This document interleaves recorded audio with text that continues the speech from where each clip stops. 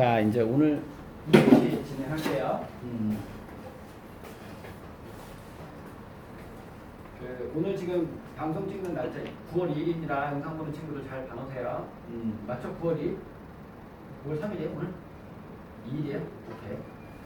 자, 오늘은 두 가지 얘기할 건데, 하나는 도표그래피 22번 얘기 하기 전에 이것부터 먼저 얘기하고요. 입시에 관련된 얘기 몇 가지만 좀 해봅시다.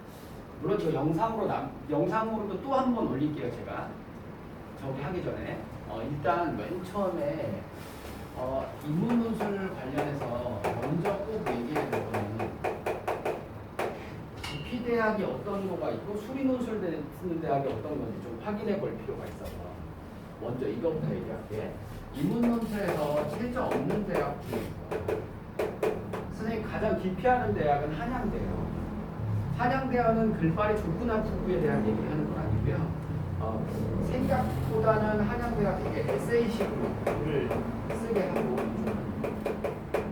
특히 또 문제가 뭐냐면 기본적으로 어떤 게 정답인지를 잘 알기가 어려워요. 약간 에세이식으로 막 급푼도 쓰라고 하고 문제. 급푼을 네가 지어봐라. 그게 뭐지? 너무 창의적이기도 해요. 약간. 그래서 선생님 개인적으로는 한양대학은 좀 뺐으면 좋겠어. 체저 없는 대학에서. 다만 선생님 저는 체저 없는 대학만 놓일 거예요. 아주 특수한 경우, 특히 반수생들 경우에도 체저 없는 대학만 넣는 아이들 입장에서야 한양대에 넣어야죠. 그런데 6장을 체저 있는 대학을 골고루 섞어서 넣는 학생들에게 한양대는 조금 납득하기 어려운 결과, 즉 왜 붙었는지 혹은 왜 떨어졌는지 알 수 없는 대학에 선생님적으로 추천하고 싶다는 첫 번째고요. 그 다음에 두 번째는 수능이 나오는 대학에 대한 얘기를 쭉 한번 던져볼 때 창문 좀 닫고 다시 이렇게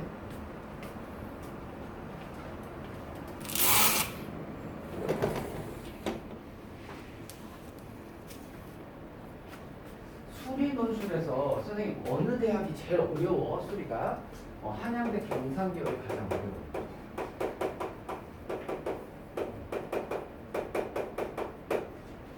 쉬울 때는 3등급, 4등급도 충분히 풀더라고요. 다만 어려울 때는 2등급 이상 대학 풀 수 있는. 그리고 또 문제가 연결돼 있어요. 이렇게 4개가 혹은 6개가 연결돼 있어서 앞에를 못 풀면 뒤에가 풀 수 없는. 좀 이따 또 소개할 한양대학교 에리카라고 해서 안산에 있는 쪽도 전과가 아주 가벼운 수리논술이 나오는데 수리논술 수준이 이렇게 낮은 편이 아니야. 그러니까 한양대학교는 수리 넣을 때 꽤 고민해야 해. 경상계열 쪽은. 선생님 경상계열은 뭐뭐 들어가? 경영, 경제 다 들어가고요. 그 다음에 돈 냄새 나는 거, 부동산. 한양대에서는 파이낸스라고 하는 과도 기본적으로 수리 논술이 되게 어렵게 나오는데, 그러니까 경쟁률 낮다고 해서 막 집어넣으면 안 된다. 그럼 좆된다. 아시겠죠? 기본적으로 그렇고요. 그 다음에 이제 건국대 경상대. 건국대도 어렵게 나오면 수리 2등급 정도 선까지 풀 수 있는데 4등급까지도 풀 때가 있어요. 그러니까 그에마다 좀 왔다 갔다 하지만 그래도 4등급까지는 좀 어려울 것 같고 한 2, 3등급 정도까지는 있어야 수능 등급도 건국대 경상북에 좀 원활하다. 됐죠? 다만 이 두 대학의 가장 큰 강점 뭐냐면 내신을 무력화시켜요. 내신이 아무리 나쁜 학생들이나 혹은 뭐 이런 경우 있잖아. 뭐랄까 약간 생기부에 문제가 있어. 생기부 문제가 있다는 크게 두 가지인데, 하나는 출석에서 부정, 아니면 내가 존나 장수야, 3수, 4수 넘어가기 시작해. 이런 경우에는 그걸 무력화시키는 대학이기 때문에 굉장히 의미가 있고 무력화돼요. 됐죠? 그 다음은 수학이 어렵진 않은데 인문하고 결합될 때 인문 쪽이 너무 어려워서 아이들이 수리도 같이 어렵게 느껴진다는 대학. 그게 연세대학하고 경희대학은 연세대는 전체고요. 경희대는 사회과학대학을 얘기합니다. 보통 이 사회과학대학은 뭘 얘기하냐면 얘들아 원래는 정치, 행정, 심리 이런 쪽이 사회과학인데 경희대학에서 사회과학은 뭐까지 포함해? 경영까지 포함하는 거야. 그러니까 경영경제 파트는 다 수리가 들어간다고 생각하면 되는데 정말 어렵지 않습니다. 이 두 개 대학. 선생님 풀려보니까 대체로 수학 5등급도 풀긴 풀어요. 단독으로만 풀려 합니다. 근데 이제 논술을 같이 풀 때 좀 문제가 돼요. 됐어요? 그리고 다만 이건 최저도 없고 얘는 기본적으로 2개하 5로 올라갈 수 있는 최고 대학이죠. 경희대 사과는 버릴 수 없는 게임이긴 해요. 됐죠? 그 다음에 아주 쉬운 또 대학은 오늘 할 대학인 중앙대학교 경상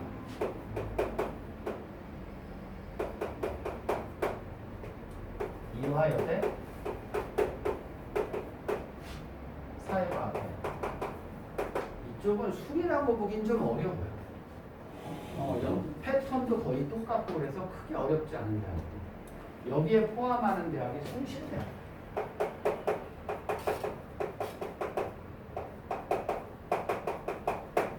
요 정도 대학은 좀 아주 쉬운 편으로 들어갑니다. 다만 요 사이에 들어갈 정도 대학이 보통 한양대 에이트고요.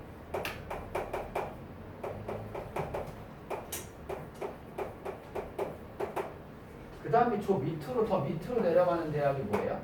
가천대, 수원대. 이 대학들은 수학 문제를 그냥 푸는 거예요.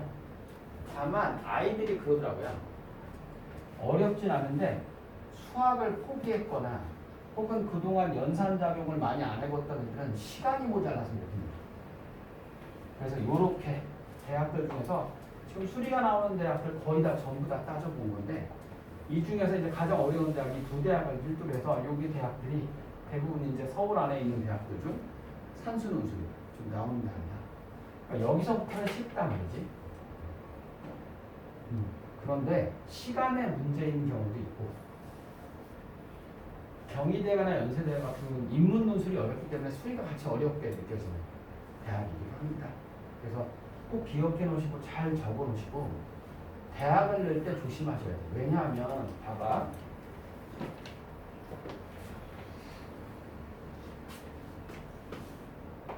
경희대학교 사과는 토요일이 19일이고 일요일이 20일인데 일요일 날 경희대 사과가 돼요. 그러니까 같은 대학인데 인문은 이쪽에 있고 사과는 이쪽에 있고 조심하셔야 돼요. 선생님 그러면 일단 인문하고 사회과학이 수리논술은 아닌데 날짜가 다른 대학 또 있어요? 날짜가 다른 대학 또 있어. 숙명여대 예대는 인문하고 사회과학이 날짜가 달라. 잘 보고 넣어야 한다. 이거 잘못 넣으면 다 충돌됩니다. 선생님 그러면 인문하고 사회과학은 어떻게 나눠? 자 볼게요. 인문은 보통은 철학계열 그 다음에 어문 국문, 영문, 외국어 배우고 사회과학은 나머지죠. 대체로 애들이 제일 좋아하는 미디어부터 시작해서 정치, 경제 이쪽을 다 사회과학이라고 하는 거죠. 이렇게 두 개로 나눌 때는 여기에 경제가 포함됩니다. 되셨어요? 그러면 선생님 여기 말한 대학을 빼놓고는 인문사회과학 과에 상관없이 문제가 다 똑같아요? 거의 다 똑같아요. 다만 이런 경우 있어요. 애들이 너무 지원을 많이 할까봐 오전, 오후 이렇게 나누는 대학들도 있어요. 시간대별로. 그럼 문제 유형은 똑같은데 뭐가 달라? 재시문이 다를 뿐이야. 됐죠? 작년 같은 경우에 덕성여대, 성균관대 외대가 그랬어요. 오전, 오후로 나눠져 있는 거. 성신여대도 그랬어요. 오전, 오후 나누는 건 문제가 달라지는 건 아니고 뭐가 달라져? 재시문이 바뀌는 거죠. 문제 유형 똑같은 거. 됐어? 요거는 이제 지금부터는 꼭 알아놓고 기록해놔야 되는 부분이에요. 잘못 넣으면 날짜가 이동시키고 문제되니까 꼭 적어놓고 기억하세요. 됐죠? 오케이. 적어놓을 시간 될 테니까 먼저 적어놓고 그 다음에 또 21번 22번 설명 들어볼게요. 어디다 잘 보이는 데다 좀 적어 놓으시고 나중에 대학 원서 넣을 때 꼭 참고하세요. 매년 아이들이 제일 많이 물어보는 문제예요. 됐음? 잘 기억하고 특히 외대하고 숙명여대 넣을 때도 꼭 잘 기억해놔.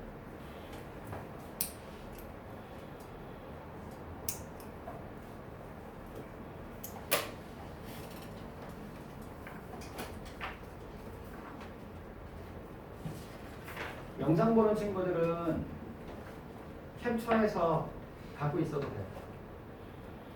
정 모르겠으면 전화하는데 선생님 원서 마감날에 이럴 땐 애들이 너무 많이 밀려 있어서 전화가 늦게 가면 마감날이 시간이 넘어가는 경우가 있어요. 왜냐하면 15일 마감인 대학이 있고 16일 마감인 대학이 있어서 전화 연결이 안 되면 이거 잘못해서 늦는 경우가 있으니까 명심해서 잘 넣어요.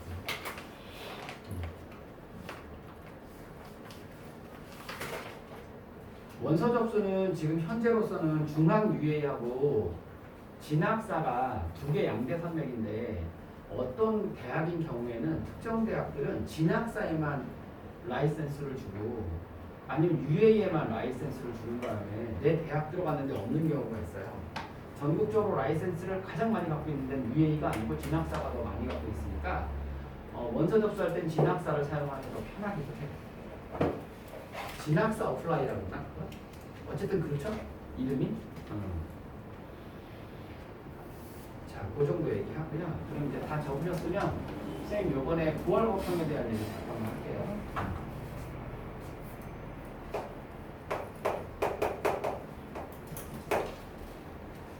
9월 모의 때 성적이 좀 안 나온 친구들이나 자만하거나 혹은 이제 문제가 있어 좀 떨어진 친구들한테 꼭 드리고 싶은 말씀 첫 번째는 어려운 제시문이나 좀 당황스러운 제시문을 위에다 올리는 거 원래 맨 위에다가 그건 출제위원들이 가장 하는 기본 방법이야. 그러니까 처음 문제를 접했는데 제시문이나 문제가 좀 까다롭게 느껴지는 거에 대해서 당황을 빨리 하면 문제 시험 전체가 날아갈 가능성이 있다. 그러니까 시험 보러 가기 전에 첫 문제나 첫 지문이 굉장히 어렵거나 까다롭고 새로운 형식들을 맨 위에다 올린다. 꼭 명심하세요. 당황하지 말고 이걸 이럴 줄 알았지 내가 씨발 이렇게 생각하고 넘어가셨습니다. 이번에 엄매도 좀 그랬던 거고 그 다음에 비문학도 조금 그랬어요. 약간 그러니까 새로운 형식이나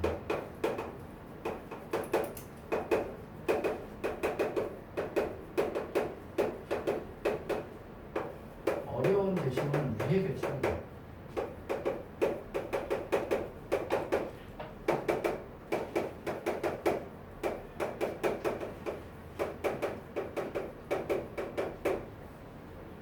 두 번째, 성적이 안 나온 친구들한테 꼭 하는 얘기인데 문제풀이를 시작할 때가 됩니다. 문제풀이 양이 부족해서 그래. 현재로서 내용 정리를 더 이상 하는 건 의미가 없어요. 그래서 이제부터는 문제풀이를 어떻게 갈 건지에 대한 문제풀이 계획을 짜는 거예요. 요번 주말에 그런 시기야. 수능 날까지 내가 대강 문제집을 어떻게 볼 건지를 균형 잡혀서 하는 거죠. 왜냐하면 이 계획표를 안 짜면 자기가 싫어하는 과목들은 문제를 덜 풀게 돼 있어. 당연히. 그러니까 계획표를 짜서 밸런스를 맞춰줘야 해. 물론 계획은 절대 맞추지 않고 어그러지긴 하는데 명심하는 제어가. 그래서 문제풀이 계획을 이번 주말에 짜고 고치지 마시고 수능 때까지 밀어붙이는 거예요. 물론 문제풀이의 가장 핵은 여러 번 얘기하지만 기출문제 위주야.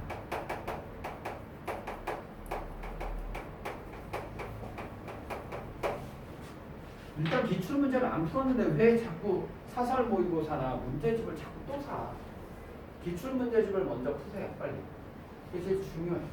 기출문제를 안 풀고 자꾸 넘어가려고 하지 마요. 멋있는 책이 어딨니 씨발. 다 없지. 그렇죠? 그다음에 마지막으로 세 번째 꼭 선생님이 마지막으로 드리고 싶은 말씀은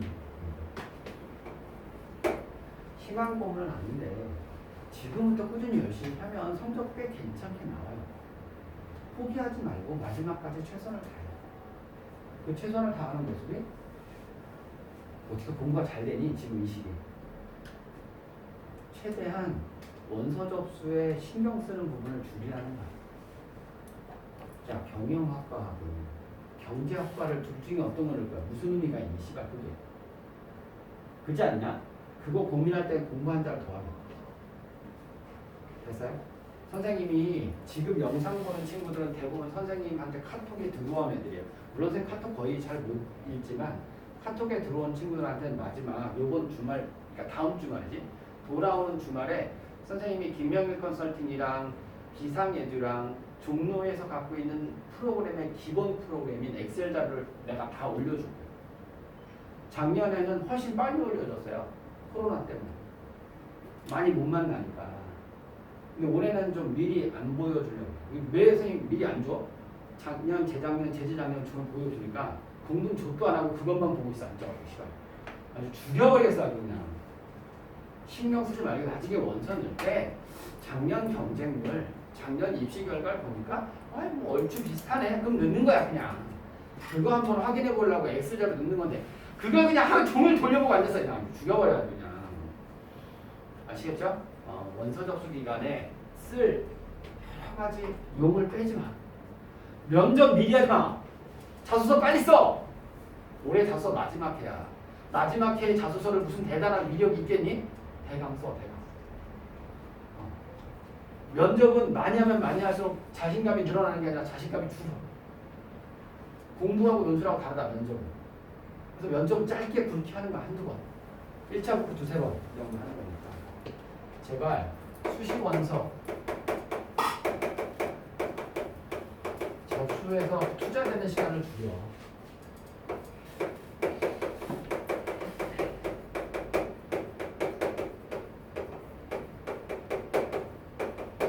오늘 공부보다 제일 중요한 얘기를 두 가지 해드렸어요.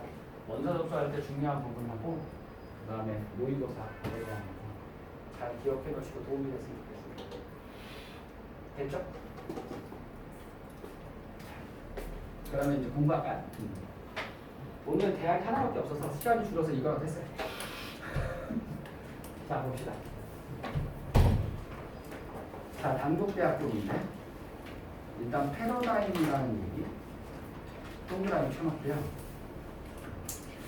사회과학에서 아주 많이 쓰는 문제인데 패러다임은 세 번째 줄에 나오는 자기 자신만의 사고의 규칙이나 패턴을 얘기합니다. 패러다임. 근데 보통은 이 패러다임은 개인만이 갖고 있는 게 아니라 개인들이 모여서 된 거기 때문에 사회 전체적인 하나의 흐름을 얘기하거든요. 됐어요? 그래서 보통 패러다임은 개인적인 측면을 얘기하는 계층 혹은 사회 전체를 확대해서 말하죠. 룰이죠, 룰. 본인이 갖고 있는 생각이고 중요한 단어예요. 꼭 기억해 주시고 다음 단락을 밑줄볼게. 패러다임의 개념은 사회과학에서 널리 사용되고 있는데 예를 들면 미국 소련이 대결했던 냉전 시대 지배적 패러다임은 이대로였다 말이지. 다음 줄은 경제 중심의 무한 경제. 지금 현재까지 이건 영향이 있죠. 이러한 거시적인 사회 패러다임 변화에 따라 이데올로기 경쟁을 위해서 여러 가지 분야에 활용되는 기술들이 경제 중심으로 무한 경제로 적용됐어. 그래서 인터넷도 처음엔 이랬는데 나중엔 개인의 일상생활에 커다란 변화를 가져왔어. 그러나 이 변화가 누구에게나 동일하게 적용되는 것은 아니야지. 중요한 말은 이거지. 딩그랑이 항상 중요한 건 이거지. 일단 제시문 가의 맨 마지막 줄 그러나가 중요하니까 패턴으로 적어놓고 그런데 문제를 위에 올라와서 보니 가해를 활용해서 제시문 나의 정보격차 현상을 설명해라. 그렇죠? 정보격차는 뭐 무슨 말인지는 알겠네. 밑으로 내려보니까 소외계층과 일반계층에 대한 얘기다. 그죠? 서로 좀 차이가 있다는 거니까. 이것들에서 나타나는 정보격차 현상을 먼저 얘기하고 그것들이 재심문가의 패러다임과 혹은 개개인의 혹은 계층 간에 어떻게 적용되는지를 설명하는 거죠. 그러면 기본적으로 이 문제는 아주 전형적인 문제 형식이에요. 봐봐.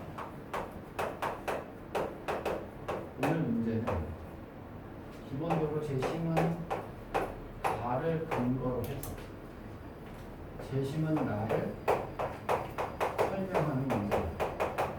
가장 기본 패턴이지. 왜요, 선생님? 얘는 뭐야? 관점인데 보통 우리 관점은 뭐로 제시돼? 비문학으로 제시돼.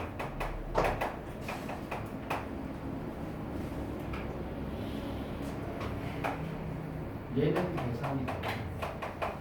보통 설명형에서 대상은 보통은 표 아니면 문학작품인 거지.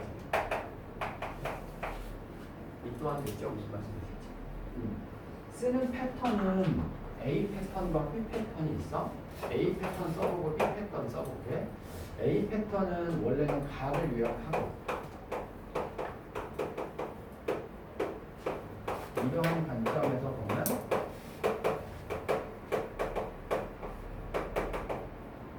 재심은 나의 특징 어떠한 의미 있냐.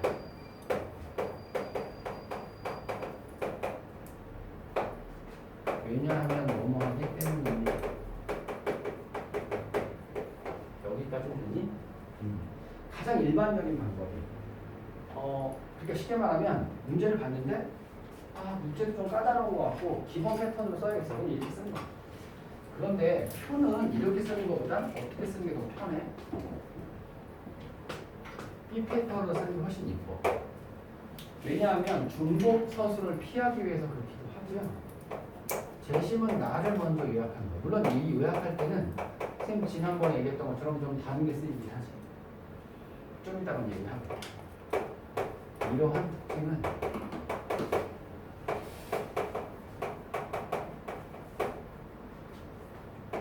가의 관점에서 볼 때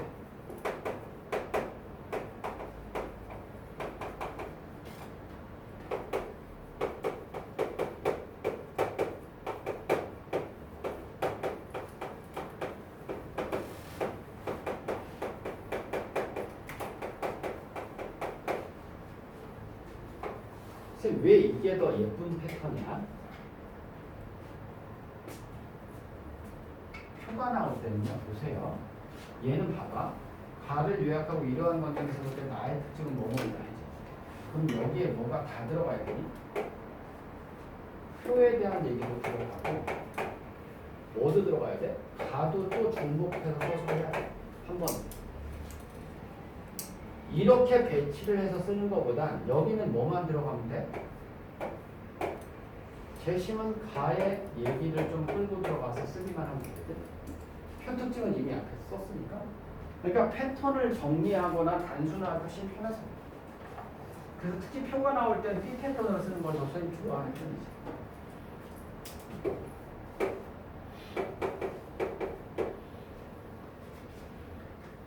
되셨죠? 오늘은 어떻게 보면 다음 주까지 우리 마지막 시간이긴 한데요. 정규반 시간 마지막 시간이긴 한데 기본적으로 마지막으로 이제 최종 정리 들어가는 거죠. 지금 패턴을 어떻게 쓰는지. 영상 보는 친구들은 아마 오늘이 마지막 시간일 거고.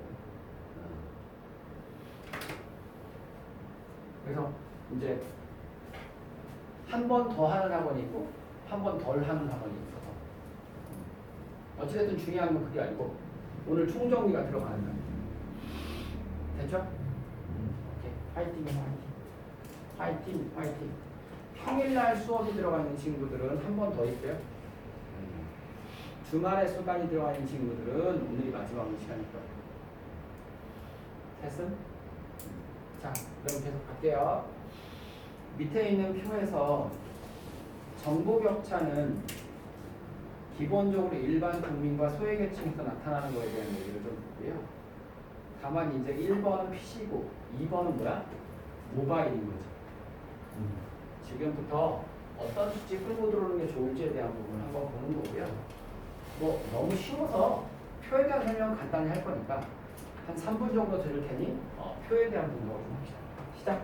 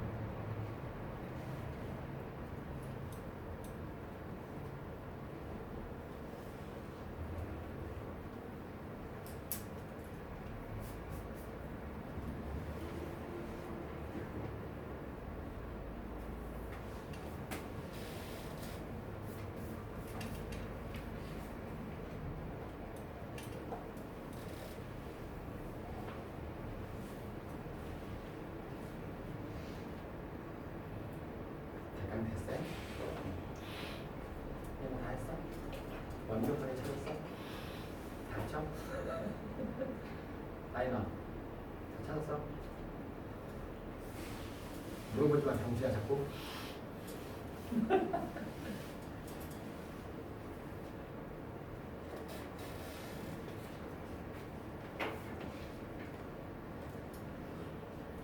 우리 인원이 너무 많아가지고 올해 다 붙어야 되는데 진짜로 이렇게 인원이 많은 적이 있었나 싶어요. 최대 인원으로 가기 때문에 꼭 붙어야 돼요. 인원이 없기 때문에 합격률이라도 높여야 되니까 우리가 파이팅 하세요. 자, 그러면 가볼게. 일단 힌트는 먼저 큰 제목부터. PC 기반과 모바일 기반이 서로 다르죠. 이게 핵이거든요. 여기서 무슨 말이냐? 다들 기억은 잘 안 나시겠으나 이렇게 해볼게요. 노란색 쓰면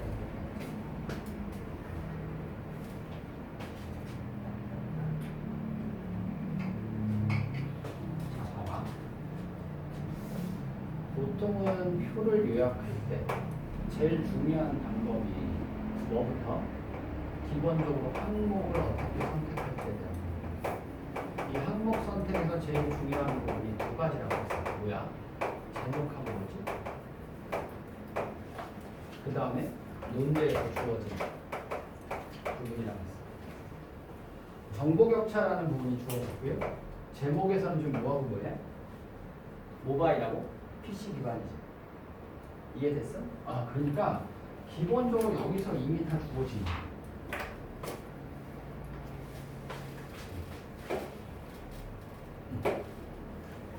근데 오늘은 이쪽이 좀 더 크긴 해.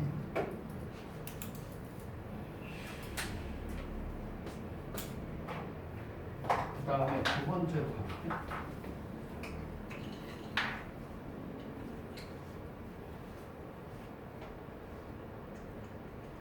두 번째는 뭐가 있어? 누구야? 시작. 연도가 있죠.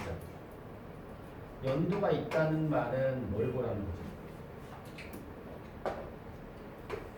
흐름을 보라는 거 아니에요? 물론 연도가 없을 때 뭘 봐? 큰 값과 작은 값의 차이를 보지. 그러니까 오늘은 크게 보면 두 가지. 물론 얘 둘 다 중요하긴 한데 얘하고 얘 패턴을 보면 되죠. 그렇죠? 뭐 어렵진 않아요. 됐어?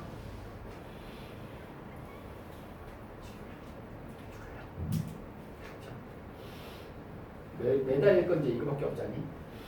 아니야, 그게 아니야. 수요일날 같은 애기 대부분 그러는데 선생님 혹시 연대가 대도가 없습니까? 네, 없습니다. 저는 그럼 연대하겠습니다, 선생님. 너 씨발 수학 못하는데 어떻게 연대하려고 그러니?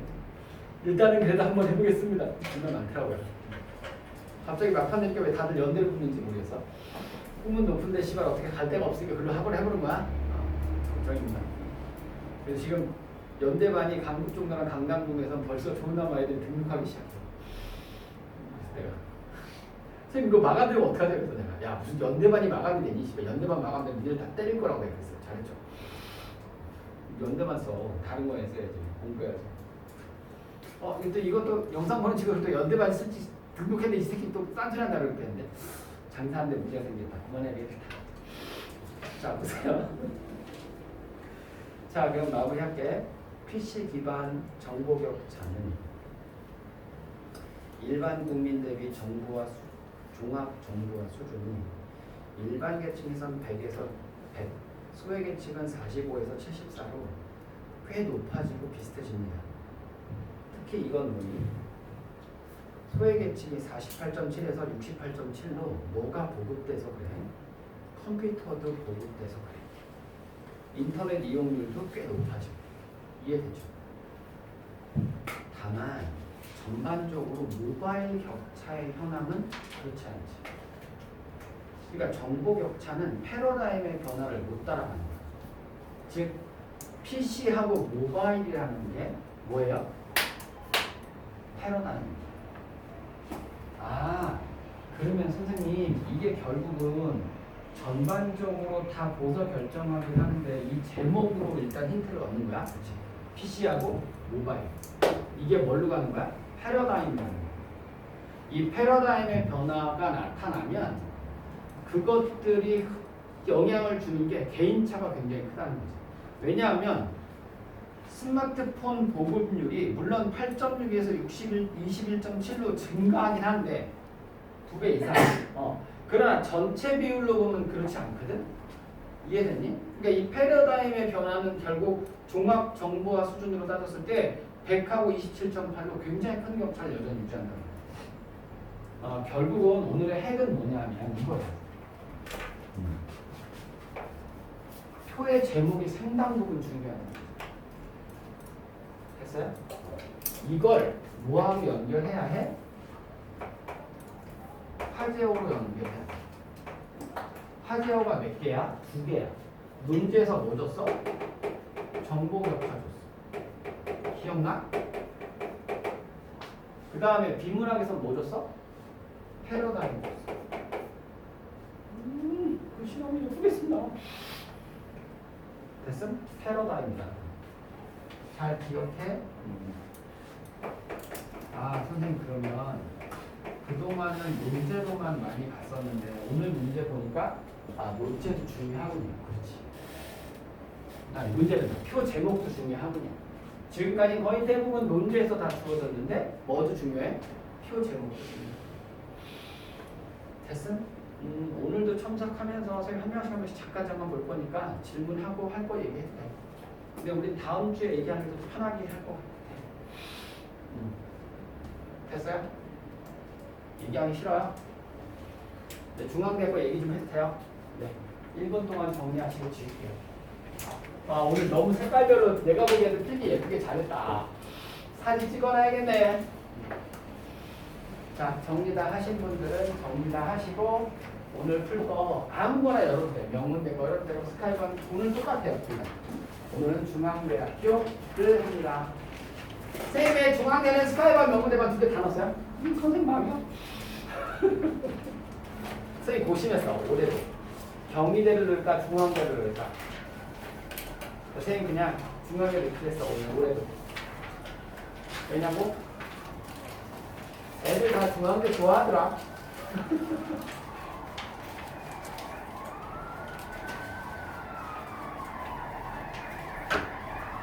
됐어, 해도 돼? 지워도 돼?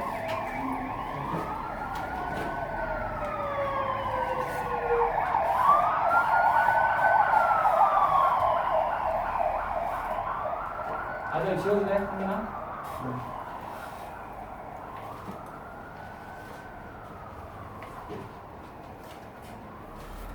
중앙대학교는 오늘 세 가지만 생깁니다.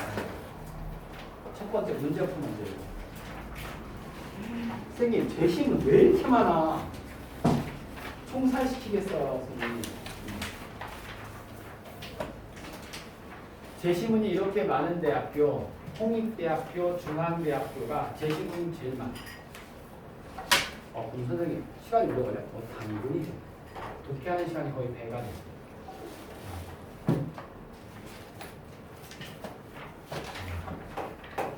중앙대,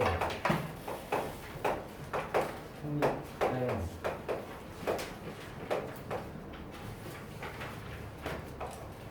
재심문이 되게 많아.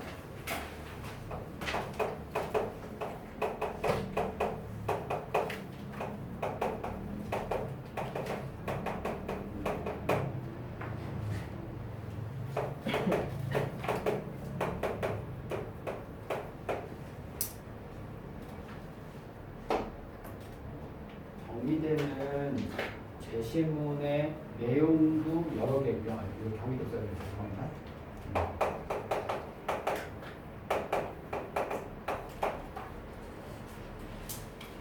이 세 개 대학은 대학 재심문도 여러 개고요. 재심문의 독해 수준과 난이도도 굉장히 높아요. 재심문 자체가 높은 게 아니고요. 뭐가 높은 거냐면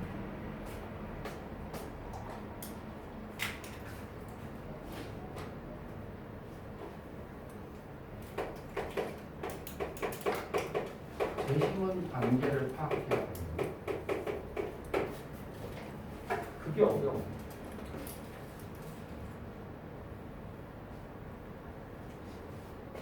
경희대는 두 개만 가지고도 차이점 찾는 게 너무 어렵고요. 홍익대나 중앙대는 재심은 4개나 5개가 각각 찢어지기 때문에 어려워요. 무슨 말인지 얘기해 볼게요. 2번은 계획 작성하고 그 다음에 얘기할게요. 1번은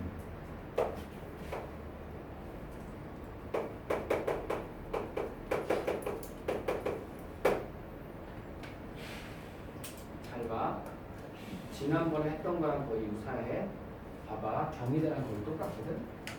재심은 가나다라는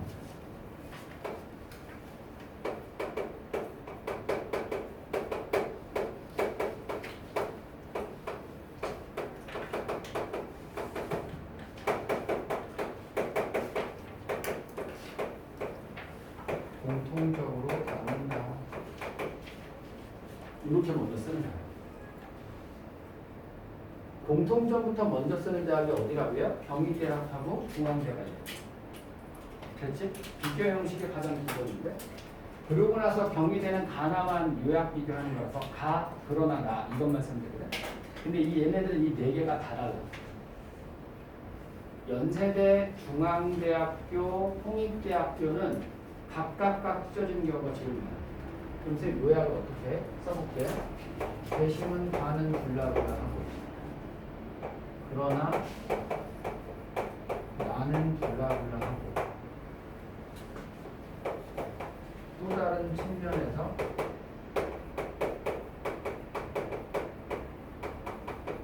다는 불나불라 하고 이와 달리 나는 불나불라 하고 이렇게 써. 그 다음에 따라서 어떠한 이유에서 차이를 보입니다. 다른 대학은 이렇게 쓰는데 여기는 다 각각 다 찢어지기 때문에 따라서 각 제시문은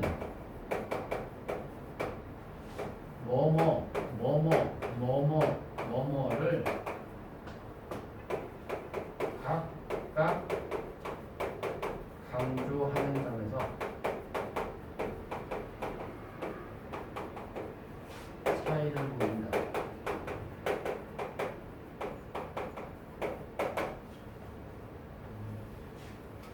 됐어? 이렇게 형식 쓰는 거야. 패턴은 똑같아. 경희대나 다른 대학들. 근데 중대는 저렇게 각각 찢어지기로 저렇게 쓰고 홍대도 저렇게 쓰는 경우가 있어요. 됐죠? 까다롭습니다. 선생님 이거 다 다 맞춰야 돼요? 다 맞추면 문제가 없어. 합격 자료도 다 틀리기까지. 완벽하게 다 해치만을 찾아내기가 어렵습니다. 이따가 해제 시간에 틀려도 너무 노여하거나 뛰어내지 마세요. 아시겠죠? 됐어? 그 다음에 세 번째 기본적으로 중앙대는 봐라. 재심은 나도 그렇고 아니 나는 안다. 재심은 라도 그렇고요. 라도 그렇고 나도 그렇고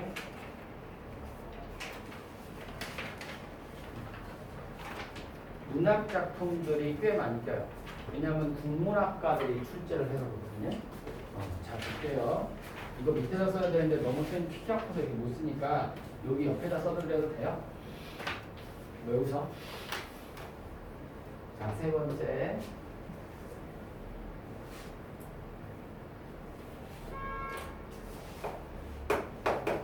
국문학과들이 출제하는 대학의 출제위원장으로 꼭 문학 작품이 등장합니다. 어느 대학인지 쓸게요. 중앙, 경희, 전국, 경기 이 대학들은 문학 작품이 등장합니다. 선생님 여러 번 얘기했지만 표보다 문학이 훨씬 어려워요. 그래서 이 네 대학은 논술에서 가장 어렵다는 대학들 중에 하나. 됐어요? 문학은 그 작품 자체를 해석하는 게 아니라 뭘로 해석해야 돼? 논술은 전체 화자로 재해석하는 거야. 명심할지어다. 그래서 어렵기도 하지만 논술을 좀 했던 친구들한테는 기회의 땅이기도 해요. 이 대학들. 자, 문학은 국어하고 논술이 가장 다른 점이 이겁니다. 기본적으로 문학 작품은 작품 자체의 주제보다 뭐가 중요해? 뭐가 중요해? 화제로 재해석하는 거야. 이 화제는 어디에서도 보여준 거야? 문제에서도 나오고 공통점에서 찾는 거죠.